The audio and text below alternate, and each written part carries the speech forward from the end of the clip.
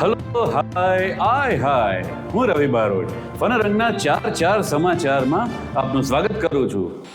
ઈરાનમાં 15 વર્ષની ઉંમરે સ્વ બચાવમાં પતિની હત્યા કરનાર યુવતીને ફાંસી આપી દેવાઈ. અમેરિકામાં હત્યા કેસમાં શંકાસ્પદ તરીકે જેલમાં 48 વર્ષ ગુજાર્યા બાદ શખ્સ નિર્દોષ છૂટ્યો. ચીનના હેલોંગજિયાંગ પ્રાંતમાં કોલસાની ખાણમાં દુર્ઘટના, 12ના મોત, 13ને ઈજા. એલન મસ્કનું સોશિયલ મીડિયા પ્લેટફોર્મ એક્સનું સર્વર 40 મિનિટ ડાઉન થયું. દિલ્હીના કનોટ પ્લેસ સ્થિત ગોપાલદાસ ભવનના 11મા માળે ભીષણ આગ લાગતા ભારે અફરાતફરી. યુપીમાં બીમાર ભાઈને કિડની આપનાર પત્નીને પતિએ લગ્નના 20 વર્ષ બાદ વોટ્સએપ પર ટ્રિપલ તલાક આપ્યા. સુરક્ષામાં ચૂક બાદ હવે દિલ્હી પોલીસ નહીં, સીઆઈએસએફના જવાનો સંભાળશે સંસદ સુરક્ષાની જવાબદારી.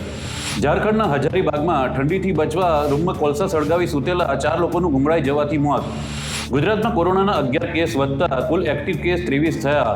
કોરોના કેસ મામલે ગુજરાત દેશમાં 4થા સ્થાને. રાજકોટ પોલીસે 1 વર્ષમાં પકડેલા 2 કરોડથી વધુના વિદેશી દારૂના જથ્થા પર રોડ રોલર ફેરવી દેવાયું. નડિયાદની જીઆઈડીસીમાં નકલી તાળી બનાવવાની ફેક્ટરી ઝડપાઈ. 25 લાખના મુદ્દામાલ સાથે ફેક્ટરી માલિકની ધરપકડ. હવામાન વિભાગની આગાહી, પૂર્વ અને ઉત્તર પૂર્વના પવનને કારણે ગુજરાતમાં હજી 7 દિવસ કડકડતી ઠંડી રહેશે. તો જોતા રહો દેશ અને દુનિયાના ખાસ ચાર સમાચાર.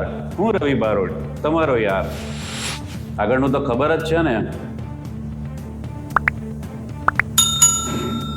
પછી મજા કરો ને યાર.